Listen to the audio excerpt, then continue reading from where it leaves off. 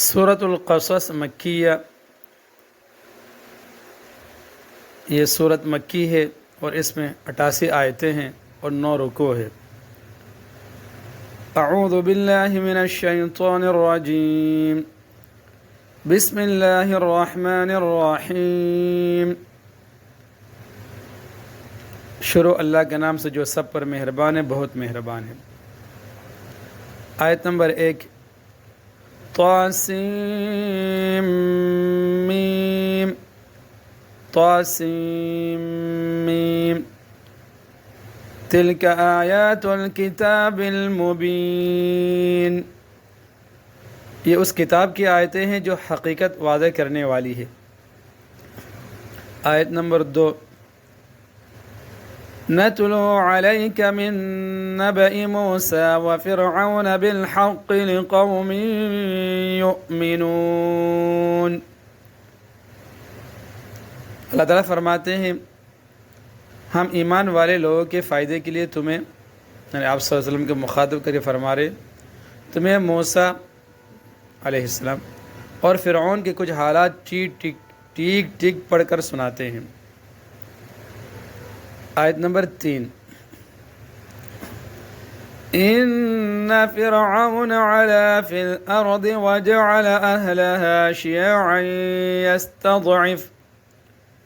يستضعف طائفة منهم يذبح أبناءهم ويستحيي نساءهم إنه كان من المفسدين۔ إن فرعون علا في الأرض وجعل أهلها شيعا۔ واقعہ یہ ہے کہ فرعون نے زمین میں سرکشی اختیار کر رکھی تھی اور اس نے وہاں کے باشندوں کو الگ الگ گروہوں میں تقسیم کر دیا تھا۔ يستضعف طائفة منهم يذبح أبناءهم ويستحيي نساءهم۔ جن میں سے ایک گروہ کو اس نے اتنا دبا کر رکھا ہوا تھا کہ ان کے بیٹوں کو ذبح کر دیتا اور ان کی عورتوں کو زندہ چھوڑ دیتا تھا۔ انہ کان من المفسدین۔ حقیقت یہ ہے کہ وہ ان لوگوں میں سے تھا جو فساد پھیلایا کرتے ہیں۔ اب یہاں اس آیت نمبر 4 میں وہ فرعون ان کے بیٹوں کو ذبح کر دیتا تھا۔ اس کی تفسیر میں ہے فرعون کو کسی نجومی نے یہ کہہ دیا تھا کہ بنی اسرائیل کا ایک شخص تمہاری سلطنت ختم کرے گا، اس لیے اس نے یہ حکم جاری کر دیا تھا کہ بنی اسرائیل میں جو کوئی بچہ پیدا ہو اسے قتل کر دیا جائے۔ جب حضرت موسیٰ علیہ السلام پیدا ہوئے تو ان کی والدہ کو فکر ہوئی کہ ان کو بھی فرعون کے آدمی قتل کر ڈالیں گے۔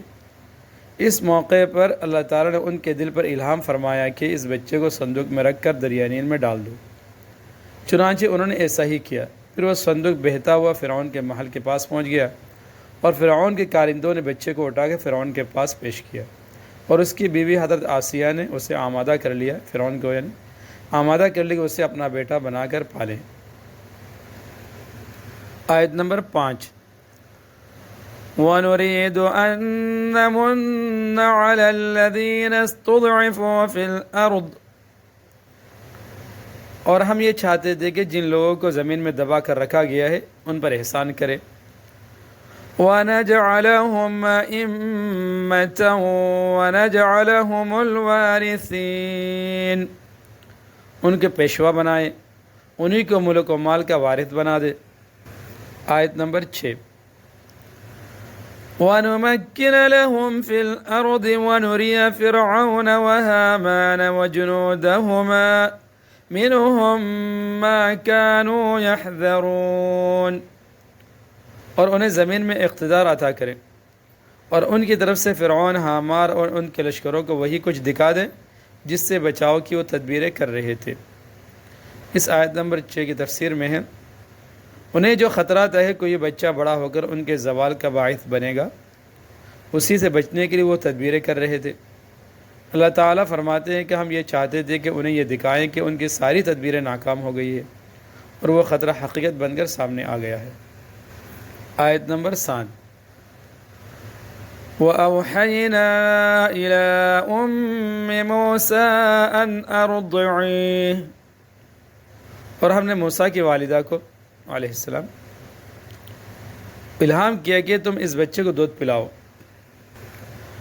فَإِذَا خِفْتِ عَلَيْهِ فَأَلْقِيهِ فِي الْيَمِّ وَلَا تَخَافِي وَلَا تَحْزَنِي، پھر جب تمہیں اس کے بارے میں کوئی خطرہ ہو تو اسے دریا میں ڈال دینا، اور ڈرنا نہیں اور نہ صدمہ کرنا۔ إِنَّا رَادُّوهُ إِلَيْكِ وَجَاعِلُوهُ مِنَ الْمُرْسَلِينَ، یقین رکھو ہم اسے واپس تمہارے پاس پہنچا کر رہیں گے اور اس کے پیغمبروں میں سے ایک پیغمبر بنائیں گے۔ آیت نمبر 8، فَالْتَقَطَهُ آلُ فِرْعَوْنَ لِيَكُونَ لَهُمْ عَدُوًّا وَحَزَنًا، اس طرح فرعون کے لوگوں نے اس بچے یعنی حضرت موسیٰ علیہ السلام کو اٹھا لیا تاکہ آخر کار وہ ان کے لیے دشمن اور غم کا ذریعہ بنے۔ إِنَّ فِرْعَوْنَ وَهَامَانَ وَجُنُودَهُمَا كَانُوا خَاطِئِينَ، بے شک فرعون، حامان اور ان کے لشکر بڑے خطا کار تھے۔ اس آیت نمبر 8 کی تفسیر میں ہے خطا کار ہونے کا مطلب یہ بھی ہو سکتا ہے کہ وہ کافر اور گناہ گار لوگ تھے، اور یہ بھی کہ انہوں نے اس بچے کو اٹھا کر اپنے حق میں غلطی کی، کیونکہ وہی بچہ آخر ان کے زوال کا سبب بنا۔ آیت نمبر 9، وَقَالَتِ امْرَأَتُ فِرْعَوْنَ قُرَّةُ عَيْنٍ لِّي وَلَكَ، اور فرعون کی بیوی نے فرعون سے کہا کہ یہ بچہ میری اور تمہاری آنکھوں کی ٹھنڈک ہے۔ لا تقتلوه عسى أن ينفعنا أو نتخذه ولدا وهم لا يشعرون، اسے قتل نہ کرو، کچھ بعید نہیں کہ یہ ہمیں فائدہ پہنچائے یا ہم اسے بیٹا بنا لے، اور یہ فیصلہ کرتے وقت انہیں انجام کا پتہ نہیں تھا۔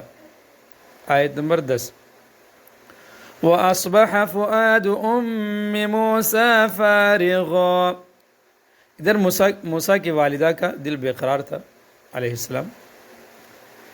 إِن كَادَتْ لَتُبْدِي بِهِ لَوْلَا أَن رَّبَطْنَا عَلَىٰ قَلْبِهَا لِتَكُونَ مِنَ الْمُؤْمِنِينَ، قریب تھا کہ وہ یہ سارا راز کھول دیں، اور ہم نے ان کے دل کو سنبھالا نہ ہوتا۔ اللہ تعالیٰ فرماتے اگر ہم نے ان کے دل کو سنبھالا نہ ہوتا تاکہ وہ ہمارے وعدے پر یقین کیے رہے۔ آیت نمبر 11، وَقَالَتْ لِأُخْتِهِ قُصِّيهِ، اور انہوں نے موسیٰ کی بہن سے کہا کہ اس بچے کا کچھ سراغ لگاؤ۔ فَبَصُرَتْ بِهِ عَنْ جُنُوبٍ وَهُمْ لَا يَشْعُرُونَ، چنانچہ اس نے بچے کو دور سے اس طرح دیکھا کہ ان لوگوں کو پتہ نہیں چلا۔ آیت نمبر 12، وَحَرَّمْنَا عَلَيْهِ الْمَرَاضِعَ مِن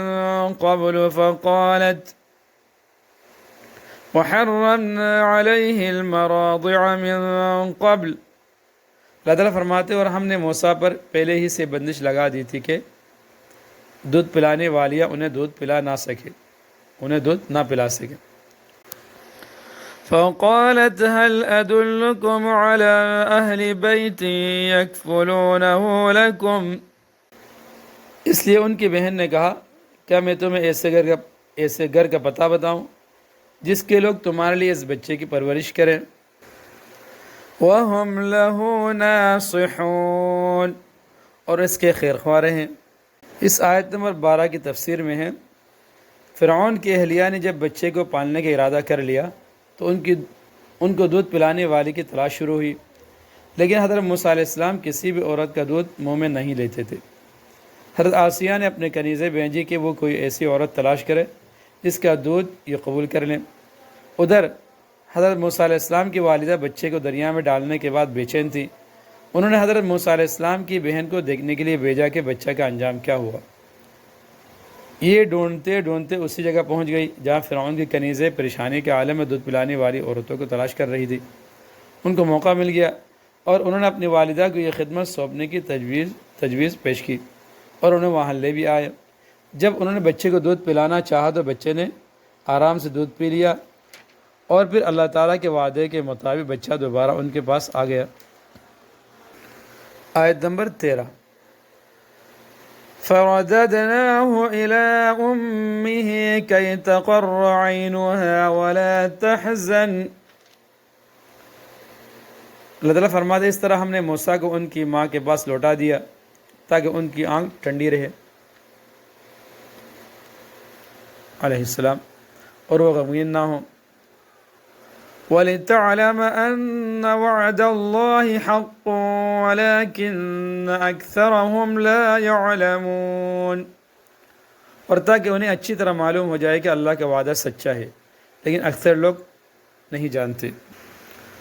آیت نمبر 14 وَلَمَّا بَلَغَ أَشُدَّهُ وَاسْتَوَىٰ آتَيْنَاهُ حُكْمًا وَعِلْمًا، اور جب موسیٰ علیہ السلام اپنی بھرپور توانائی کو پہنچے اور پورے جوان ہو گئے تو ہم نے انہیں حکمت اور علم سے نوازا۔ وَكَذَلِكَ نَجْزِي الْمُحْسِنِينَ، اور نیک لوگوں کو ہم یوں ہی صلہ دیا کرتے ہیں۔ آیت نمبر 15 وَدَخَلَ الْمَدِينَةَ عَلَىٰ حِينِ غَفْلَةٍ مِّنْ أَهْلِهَا فَوَجَدَ فِيهَا وَدَخَلَ الْمَدِينَةَ عَلَىٰ حِينِ غَفْلَةٍ مِّنْ أَهْلِهَا، اور ایک دن وہ شہر میں ایسے وقت داخل ہوئے یعنی موسیٰ علیہ السلام جب اس کے باشندے یعنی شہر کے باشندے غفلت میں تھے۔ فَوَجَدَ فِيهَا رَجُلَيْنِ يَقْتَتِلَانِ، تو انہوں نے دیکھا کہ وہاں دو آدمی لڑ رہے ہیں۔ هَذَا مِن شِيعَتِهِ وَهَذَا مِنْ عَدُوِّهِ، ایک تو ان کی اپنی برادری کا تھا اور دوسرا ان کی دشمن قوم کا۔ فَاسْتَغَاثَهُ الَّذِي مِن شِيعَتِهِ عَلَى الَّذِي مِنْ عَدُوِّهِ، اب جو شخص ان کی برادری کا تھا اس نے انہیں ان کی دشمن قوم کے آدمی کے مقابلے میں مدد کے لیے پکارا۔ فَوَكَزَهُ مُوسَىٰ فَقَضَىٰ عَلَيْهِ، اس پر موسیٰ نے علیہ السلام ان کو ایک مکہ مارا جس نے اس کا کام تمام کر دیا۔ قَالَ هَذَا مِنْ عَمَلِ الشَّيْطَانِ، پھر انہوں نے پچھتا کر کہا کہ یہ تو کوئی شیطان کی کارروائی ہے۔ إِنَّهُ عَدُوٌّ مُضِلٌّ مُبِينٌ، حقیقت یہ ہے کہ وہ ایک کھلا دشمن ہے جو غلط راستے پر ڈال دیتا ہے۔ اس آیت نمبر 15 کی تفسیر میں ہے جو اس کے باشندے غفلت میں تھے، یعنی اکثر لوگ دوپہر کے وقت بے خبر سوئے ہوئے تھے۔ ایک مکے سے جو اس کا کام تمام ہو گیا اس کی تفسیر میں ہے حضرت موسیٰ علیہ السلام کا مقصد تو صرف یہ تھا کہ اسرائیلی شخص کو اس کے ظلم سے بچائیں، اسے قتل کرنا مقصود نہیں تھا، لیکن وہ ایک ہی مکے سے مر گیا۔ آیت نمبر 16